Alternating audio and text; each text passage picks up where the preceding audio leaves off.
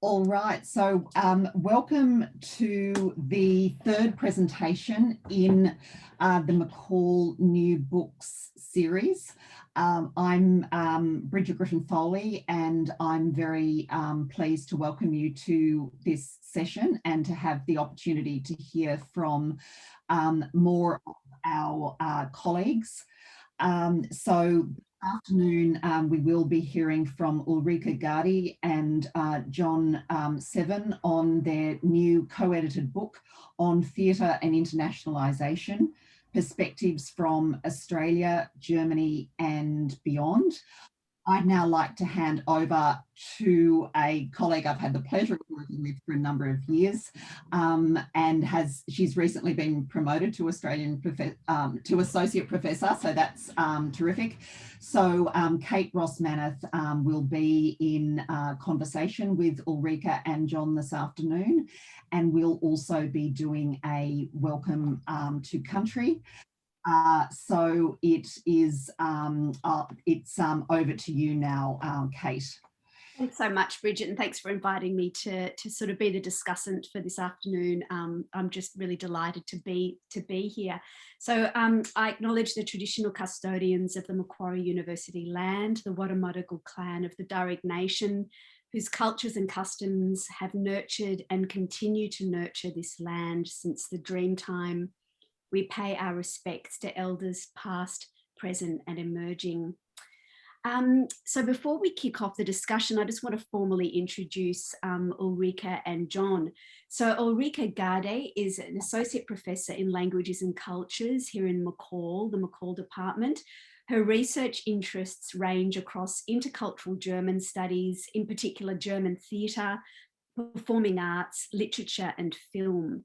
She explores how we create and perceive cultural identities in theatre, literature and film.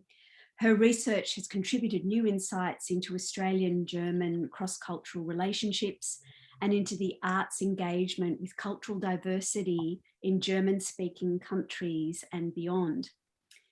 John Severn is an honorary postdoctoral fellow here at MCCALL, and he's also a research fellow in the Department of Economics. He's currently working on an ARC-funded project on the economic and cultural value of theatre in Australia, led by distinguished Professor David Throsby. John is particularly interested in theatre going and opera going as inclusive, exclusive activities, in initiatives by performing arts companies to identify and reduce barriers to participation, and in the potential roles for arts administration to create and maintain different forms of community. So we're delighted to have them here discussing their co-edited collection, Theatre and Internationalisation. So the shape of the session will follow in this way. I'm going to throw it over to John and Ulrike to present to us or to chat to us for about the contents of the book, some of the key questions that they explored in the book, and then I'll be asking them some questions, and I'll obviously throw it open to the floor as well. To let you all know, it was launched on the 2nd of December last year as an event supported by the Goethe Institute in conjunction with the Australasian Association for Theatre, Drama and Performance Studies, the conference that's attached to that. Yes, over to you, Ulrike and John. Thank you so much. Thank you very much, Bridget and Kate, for this lovely introduction and also for including us in this series. I would like to start with sharing what is more or less on the book's cover, so you get some idea of what the book is about. So Theatre and Internationalisation, Perspectives from Australia, Germany and Beyond examines how internationalisation affects the processes and aesthetics of theatre, and how this art form responds dramatically and thematically to internationalization beyond the stage. Considering theatre and internationalization through a range of theoretical lenses and methodological practices, it explores how theatre shapes and is shaped by international flows of people, languages, funds, practices, and works. Taking an unusually wide approach, the book includes chapters by specialists in spoken art theatre, popular commercial theatre, disability theatre, Indigenous performance, theatre by and for refugees and other migrants, young people as performers, opera and operetta. So John, do you want to chime in here? Mm-hmm. So the book, in terms of what internationalization is for us here, the book examines internationalization in terms of interlocking international flows of influence, practices, people, funds and works, as well as personal intercultural encounters and cultural transfers. And we chose to focus on theatre and internationalization as a complement to discussions of transnational theatre and globalization. There's no consensus on the uses of the terms transnational and international, but transnational is often used in terms of what can overcome borders between states and cultures, what can transcend the state. And we chose to use internationalization instead for two reasons. First, discussions of transnational theatre usually focus on actual transfers or meetings across borders. But we view our case studies not as internationalized theatre, but as theatre viewed through the lens of internationalization. We position theatre as being in a constant process of becoming influenced, and at times of appearing to be influenced by factors beyond the borders of the state in which it's produced. And as some of the chapters show, internationalization in theatre can be an issue of perception as much as of real or virtual border crossings. And secondly, our use of internationalization reflects our understanding of theatre as a gathering of specific bodies in specific times and spaces and engaged in specific tasks that are all governed to some degree by state-based legal systems. So while no terminology is ideal, we've chosen to avoid the implication that's inherent in some uses of the term transnational, that our focus is on aspects that overcome state differences, and instead use internationalization as a term that aims to keep in mind the role of the state, for good or for ill, in theatre, and at the same time to show how the presence or perception of foreign elements can serve to denaturalize these aspects of state-based influence. And we also aim to differentiate our work from recent work on internationalizing aspects of theatre that approach them through the lens of globalization. So we work on the basis that internationalization is not the same as globalization. So for example, European Union legislation and funding that encourages and facilitates intra-European theatrical mobility is internationalizing, but only within a limited geopolitical area, and is also protectionist. So we aim to show how it should be possible to critique a work in terms of globalization, but also to pick out what it's doing positively, negatively, or just differently in terms of internationalization. And Ulrike is now going to talk you through the contents of the book. Yes, just to give you a preview, and we can discuss this in more detail if there's interest. The book is organized into 5 parts, and we've got an introduction. Then in part 2, we focus on theatre and internationalization. We provide snapshots from the 20th century to the present day. And I leave you to have a short look and can bring up the slides again later on. So these are the individual chapters. Part 3 focuses on language and text in theatre and internationalization. So there are 3 chapters here.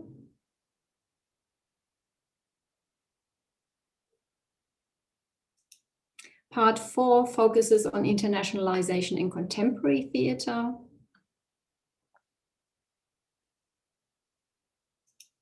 And part 5 has the header internationalization, performers, audiences, institutions. So Kate, we hand back over to you. You might want to ask your first question. Thanks, Ulrike. Well, I mean, the first question I was going to ask the both of you actually was how did you arrive at the contributors? So what was the process of, because it's this really quite excitingly diverse set of contributions you've got to the book. I think that exploring this question of internationalization in varied and kind of quite penetrating ways.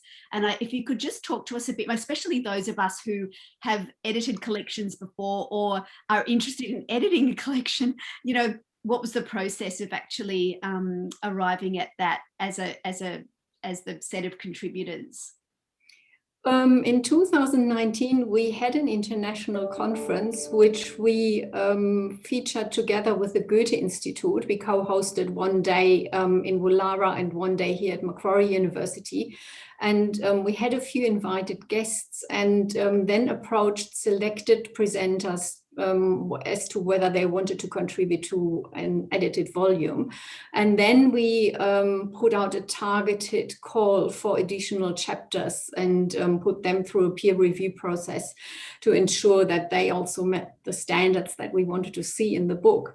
So the conference had a twofold approach, and this is the first publication that is actually coming out of that conference in 2019. And then it became very clear that we wanted to maintain a focus on Australia and Germany, and we can explain a little bit more why this is so. So this is part of a larger project that we are currently exploring with some DRD and Universities of Australia funding with the University of Leipzig, which is focusing on Australia and Germany as part of internationalization and international flows of ideas, people, work. And Australia really to draw attention to the local theatre scene and its rich history, because it also permits a discussion of Anglophone works while avoiding this traditional US, UK-centric approach that tends to dominate discussions of developments in theatre. And then also we were very interested in Australia's status as a post-colonial, multicultural settler society with its own internal colonial history vis-a-vis its indigenous inhabitants. And John, you might want to add a little bit more on why Australia perhaps. Yes. So when we were we had a firm idea of how we wanted the book to look in terms of contributors. So as Ulrike said, we start from a core of people from the conference. We then added people along from the cover papers, but we also we knew what we wanted to be in it. So there were some people who were targeted with invitations as well to fill gaps. We won't say who they are, but we thought there were certain things that we really wanted to have in it. And what we also wanted to do was have an integrated theatre studies that allowed us to talk about more than just spoken theatre. And that is a particular issue when it comes to Australian theatre history, because Australian 19th century history, for example, has a very exciting internationalized theatre history if you look beyond just the spoken art theatre. So Gold Rush era in the Australian colonies had 14 Chinese opera companies. There were Japanese acrobats touring. Melbourne, as the world's wealthiest city, attracted Europe's biggest stars. So we had the Italian actress Adelaide Ristori and French actress Sarah Bernhardt performing in Italian and in French to non-Italian and non-French speaking audiences. So by opening out what we see as theatre and getting experts from a wider range of theatre, we can take into account these different forms of theatre that were also very important in the Australian past, although we've tended to forget about them. Okay, and had you settled on the contributors before developing the book proposal for Rutledge? Yes and no. So we had a core, but I think we had one extra chapter that came in after the proposal went in. Yeah.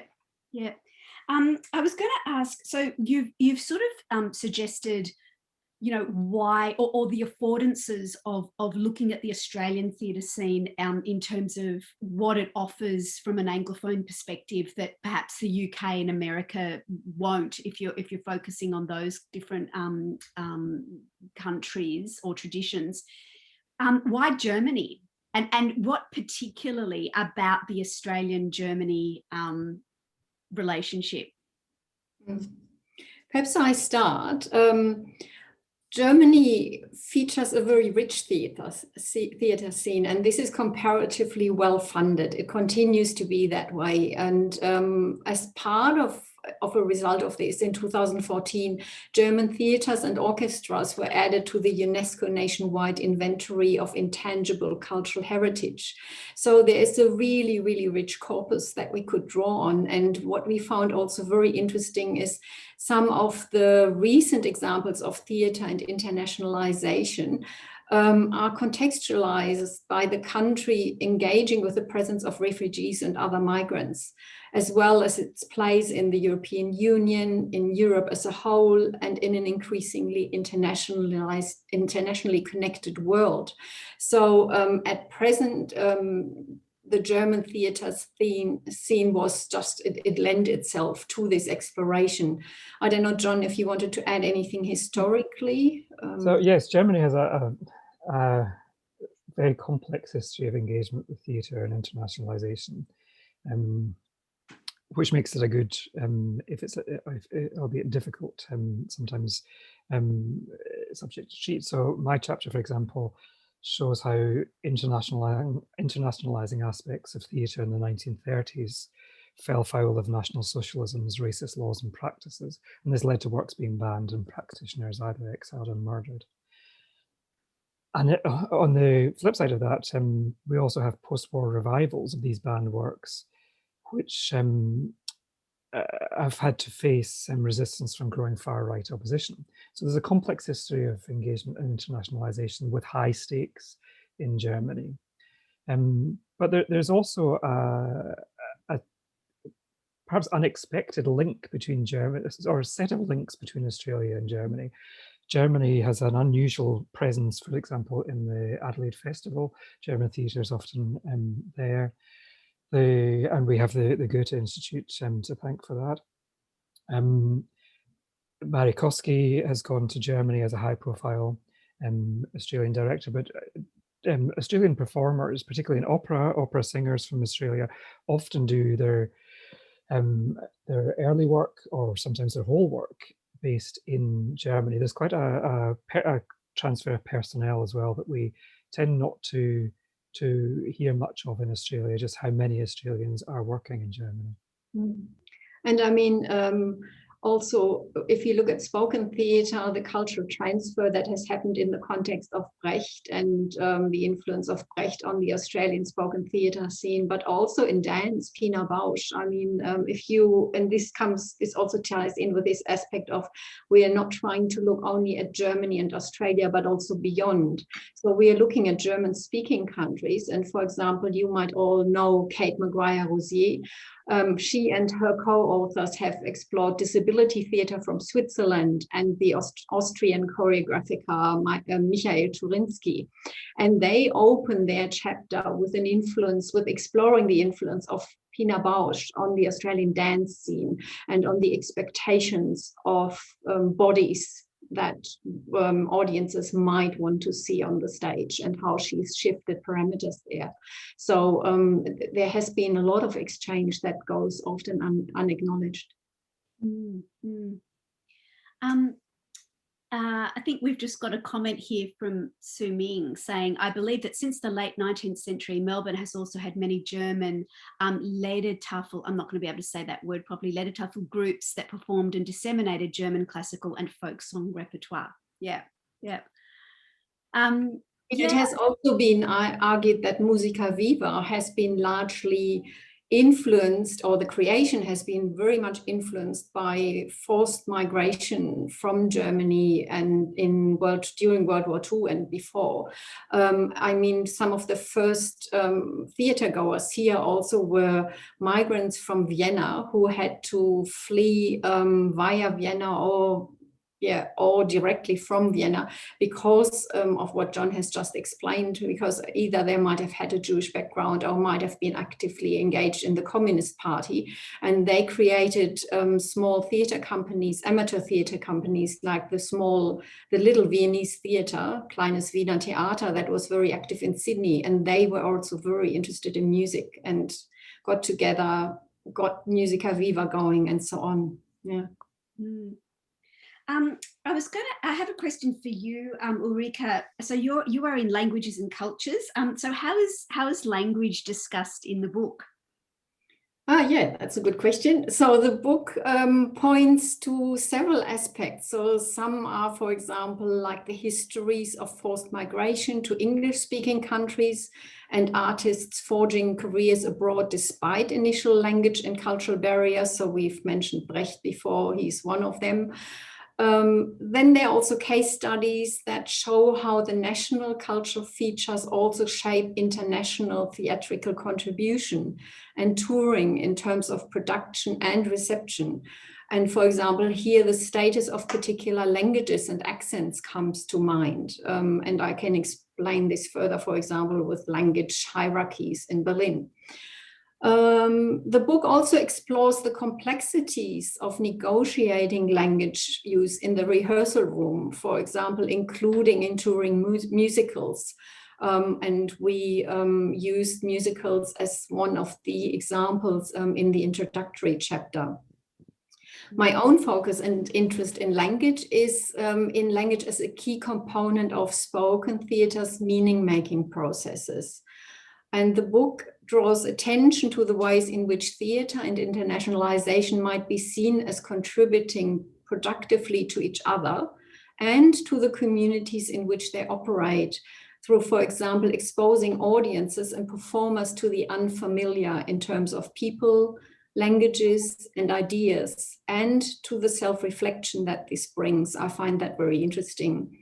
So there is a strong influence of the increased forced or voluntary mobility of theatre makers and audience members on the theatre makeup and on linguistic abilities of audiences. If you look at Berlin, there has been a major change in this space.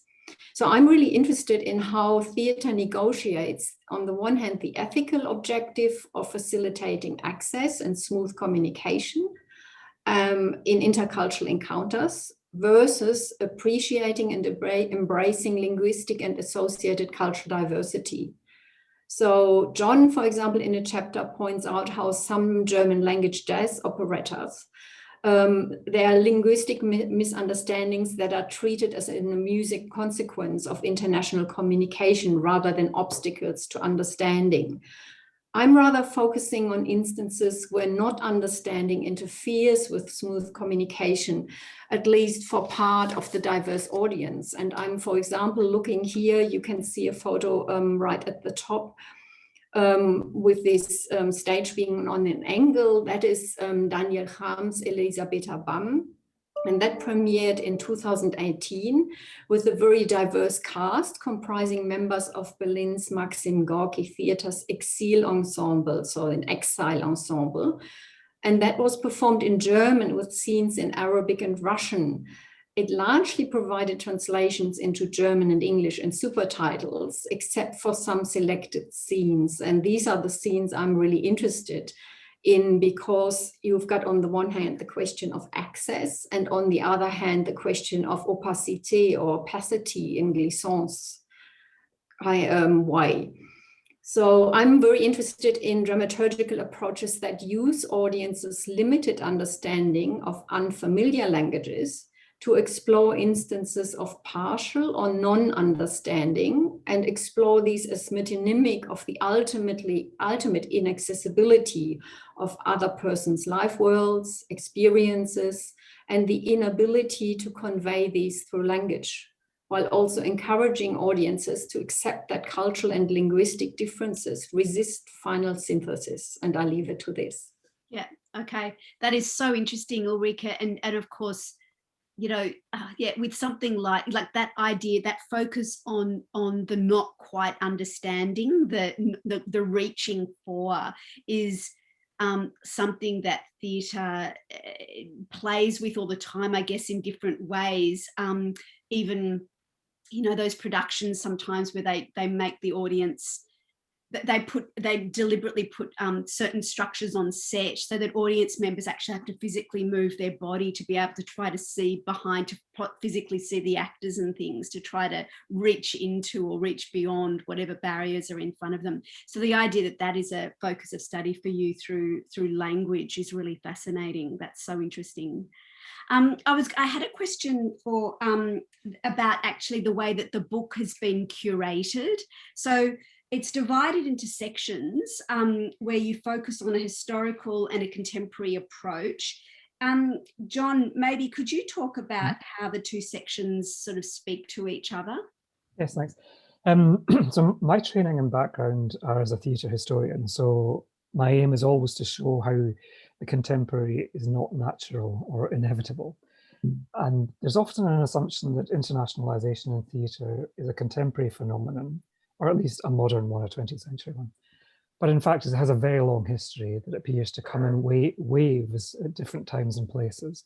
Sometimes it alternates with theatrical nationalism, and sometimes it actually provides the ingredients for theatrical nationalism. So for example, 19th century Austrian theatre, excuse me, was actually basically just adaptations of French theatre, repackaged as Austrian. So we have two chapters that deal with examples from before the 20th century.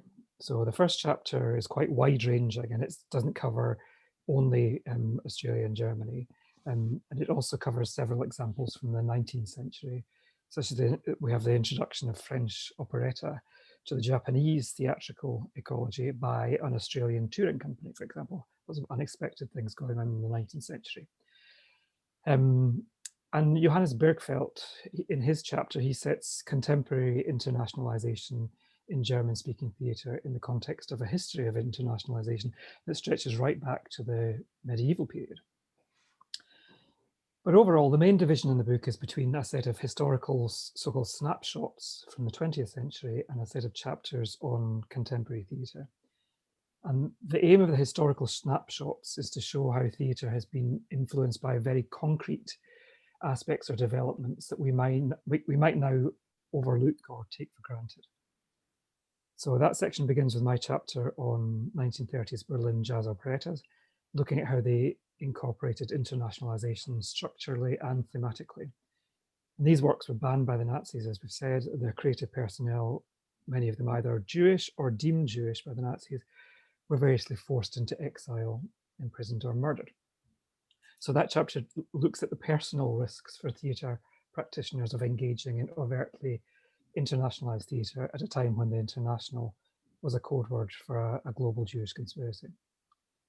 Then Jonathan Bolton's chapter, which follows that, considers how practical developments in transport history affect theatrical internationalization. So very practical things that we overlook. So he looks at the international tours of a pair of Australian acrobats from the mid-1950s to the mid-1960s.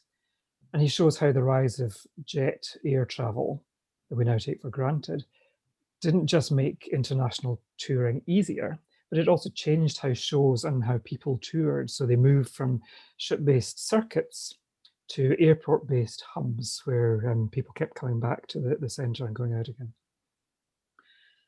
Then Amanda Harris's chapter after that then looks at how state-based legislation can prevent people from leaving their own country as much as it can prevent non-citizens from entering it.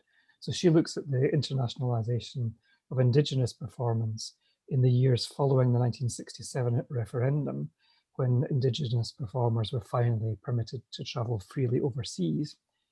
And she also looks at that in the context of tensions between internationalization and localization in Indigenous performance. And then in the final chapter in that section, Sally Blackwell brings into the discussion issues around climate change and concerns about air travel in international collaborations. So moving on from the thrill of air travel with Jonathan to the downside of air travel, and she takes a practitioner academics approach to work she's worked on to demonstrate how production development might most efficiently be split into work that you can carry out remotely and electronically, and work that needs to be carried out face-to-face in the rehearsal room. in an art form that really depends on presence. So the themes of these 4 chapters, the personal risks and opportunities of internationalisation, technical developments, the role of the state vis-a-vis citizens and non-citizens, and the ethics of travel, then provide historical frameworks for approaching the remaining chapters in ways that should denaturalise the contemporary. So among other things, these chapters cover migrant theatre, the role of unfamiliar languages, including the use of translation technology, the role of nationalising requirements by state funders, for example, in new opera development, the push, the kind of almost unwritten requirement that pushes young artists into spending a lot of money on internationalising their career in ways that may never be paid back, and also on the difficulties and opportunities presented by internationalisation for disability theatre. Okay. So I was going to say, with those key chapters in part 1 that, as you say, introduce the kind of thematics, or that make strange what you're talking about, the contemporary theatre in the way we understand it, was that happenstance? Like, I was talking to Ulrike yesterday when we caught up about just the art of curating an edited collection, and that, you know, it's such a meaning-making exercise, the order in which you place the chapters, and then whatever sort of part, the way it can be divided into parts as well. So I'm just wondering, was that, yeah, at what point in the process had you decided that they were going to be quite key, those 4? Because they really do, it's almost like we get these 4 notes. It's a sound that then carries through the book. So I was just interested in how you arrived at that. Well, for me, that was there from the beginning, that we needed to have these introductory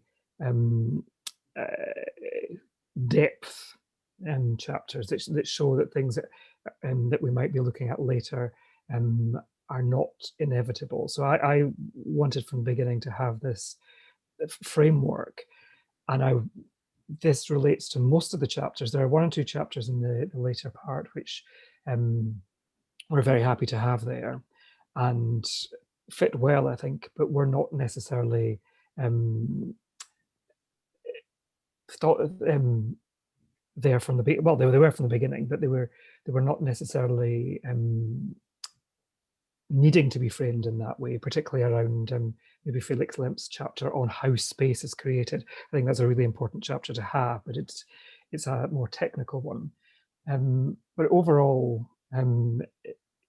we did a lot of curating before we put the book proposal together, to make sure that there was a framework that both set up a series of frames, and also that then had later chapters in which these frames could work their magic on. Could you also, just the both of you, maybe Ulrike, if you could, I'd throw to you first, just to say something about methodology and the kind of the disciplinary backsrounds from which you've all come. I mean, even just you and John, like, you know, how was that? Did you ever find that you were sometimes talking across different methodological lines, and what was that like? I think the whole framework and the whole conference also started off with the aim to bring people together who would have different disciplinary and methodological backgrounds.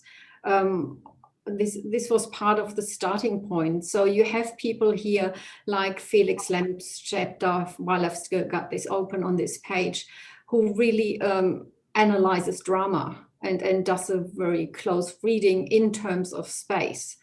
You will then have people who come more from a practitioner's point of view. So, for example, both Amy and Sally, I think Sally's here, Sally Blackwood, took more an approach that was based on their own experience as having directed work and having engaged much more with opera, and largely opera really in that space. So we had a really wide and broad range, and coming back to your question earlier about whether everything had been set up. I mean, we were also aware of parameters and concepts that really did not exist or were not contextualized in the same way as they are nowadays. So, for example, with all ability or disability aesthetics, or differentiating between young artists and older artists, and Benjamin Hirsch, for example, takes a very critical approach at festivals that receive a lot of funding and encourage young theatre makers and people starting off, and basically saying that this can be done in a tokenistic way, and then leaves people hanging there. So these were some of the ideas that didn't exist in the historical overviews, but they are there in nucleus. So we were setting out right from the start at bringing different voices and different methodological approaches together. John, you might want to add. Yes, so I think one of the exciting things was that we were talking at, across disciplines that we were sometimes unfamiliar with, and that was one of the aims, was to broaden the range of expertise. And this also fed into how we edited. So we mentioned at the book launch just how pleased we were with our contributors in their willingness to change or to engage with our editing process, because we were learning about internationalization, about new ways of thinking about internationalization in the same time that they were. So the book chapters did not start off as they ended up, because we brought in we kind of challenged and learned from different methodological approaches as we went through the editing process. And I think this has been a really rewarding experience in just seeing how different methodological approaches, vocabularies, histories, etc., are not scary when they're brought together, but they're actually quite invigorating. That's great. I realized I've dominated the questions. I'm just going to throw it open to the audience. Does anyone have a question for Ulrike and John? Give it a minute. You can either pop it into the chat or just speak up. Daniel Johnson's got a comment. He says, "This is great. I remember watching a version of The Seagull in Russian and a forcing observation of materiality in performance because of a lack of understanding of the language. And in terms of space, I wonder if there is a pushback against levelling out of international space to highlight and focus on the local and localised meanings." Do you have a response to that? Yes, I think there is a pushback, and I think it's kind of regrettable that it's seen it as being at the expense of internationalization, or that internationalization has to take a backseat. I think that there's a room for a plural theatre landscape. And in case I'm guessed, I'm from Scotland. I spent a lot of my time at the Edinburgh Festival when I was younger, and saw loads of productions in Japanese, in Russian, in ancient Greek in some cases, in the days before super titles. And that does really throw you onto the materiality of performance. And these language differences were not seen as a major obstacle, but as an opportunity to see theatre in a different way. And I think when we focus on the absolutely local, you can have a really exciting time as well. But I think the international can really change how you view the materiality of theatre, as Daniel says. Having said this, if I can briefly come in there, with the pandemic happening at the moment, at least the discussion in Germany seems to be all about, or not all, but there seems to be a strong emerging focus on being able to go digital and providing access to new audiences. The language question hasn't been at the forefront yet, whether productions could be super titled in another language, but it's very much being discussed that you no longer need to live in the place, in the town where the performance is taking place, that you no longer need to go to the building, and that it has lowered the threshold of access for a lot of people through streaming, through digital theater that is for which you either buy a ticket or that is streamed for free afterwards. So there is a whole new emerging discussion about space and an openness of space, and and sometimes also in terms of internationalization, just as a quick kind of complement to what John has already said. If I could just suggest at this point, you might like to stop sharing your screen while Kate has a look at the question from Louise. Yeah. So, look, I know at the start, John, you did sort of make a couple of comments, I think, about why you and Ulrike had chosen internationalization rather than globalization, but it actually would be good. No, don't. Louisa said, ignore it if you discuss it. I think it'd actually be good if you could say a bit more about that, because I think that is of great interest to people, because it was certainly something that I was interested in when I picked up the book. I was thinking, okay, why internationalization? And of course, you and Ulrike write that brilliant introductory chapter that does set this stuff out. And it would just be great if you could say a few more words about that. Okay. Thanks, Louise.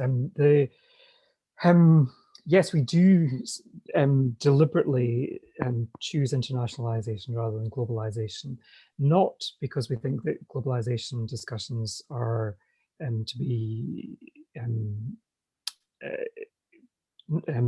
are done and dusted, but we want to provide a different way of approaching works that might be globalized but might not. We give the example earlier of EU funding for theatre within the EU, which is internationalized, but it's not globalized, and it's also not, it doesn't have the neoliberal approach that globalization usually has, because it's deliberately protectionist. So we wanted to also look at ways that we might talk about globalization within theatre in ways that kind of puts a focus on the state. So we give an example in the introduction about there's been a large critique of The Lion King as a globalized phenomenon, but there's also been discussions of what it felt like to be within The Lion King when you are working with people from other countries, other cultural backgrounds.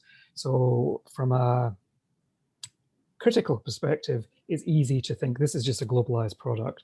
But for a practitioner, who, in the case that they were talking about, Black American actors, expecting to find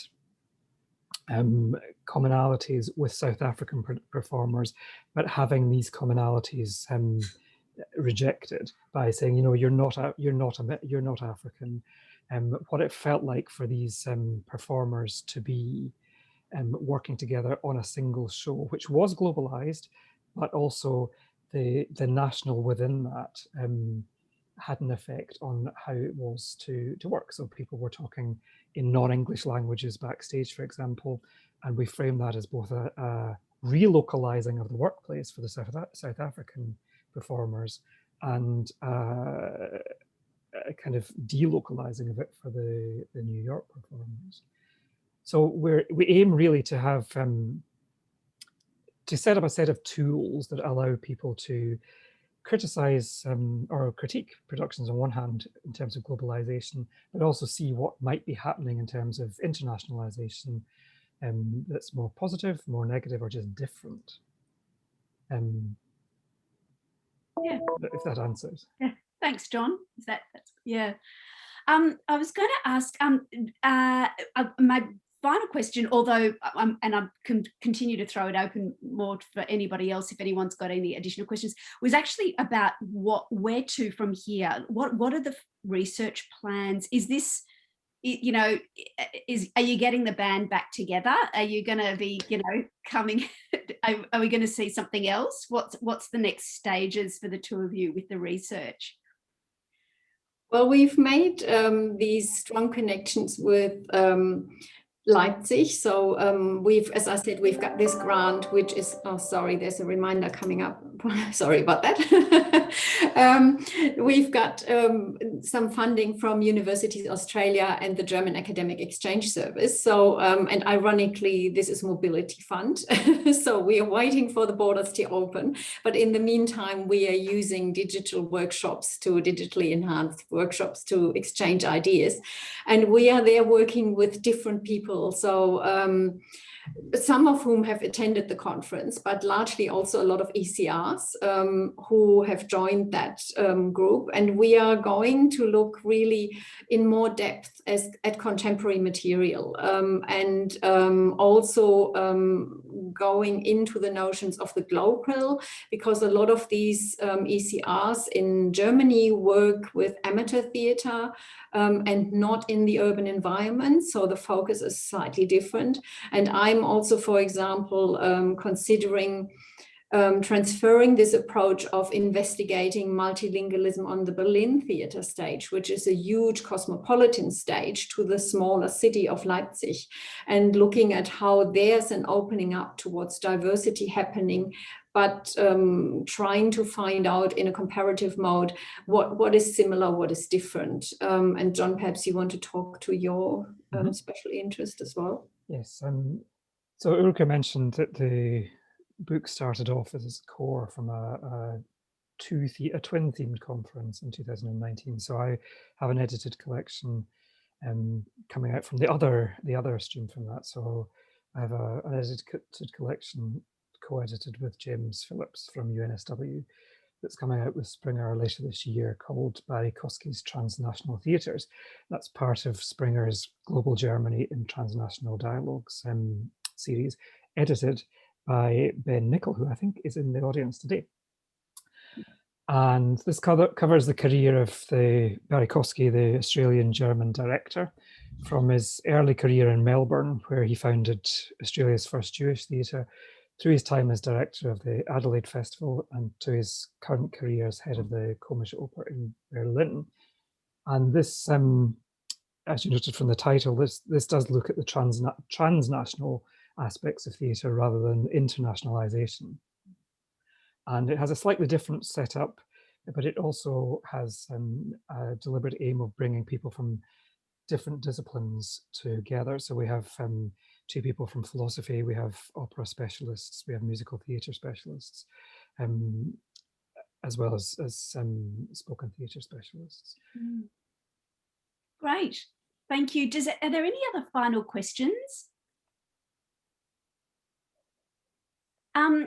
We might leave it there, Bridget, and I'll just I'll just throw it to you if you'd like to just let us know what the to say final thank yous. And I can just thank you so much, Ulrike and John, for presenting on that material. The book, I can highly recommend it. It's just so interesting, and I learned a lot all the way through. But in particular, I think that opening chapter of yours just is such it's such a great framing chapter, but also just it does make you think about internationalization in a new way. And I think that was really interesting, and I'm going to use that in my own work. So thank you. I'll cite you.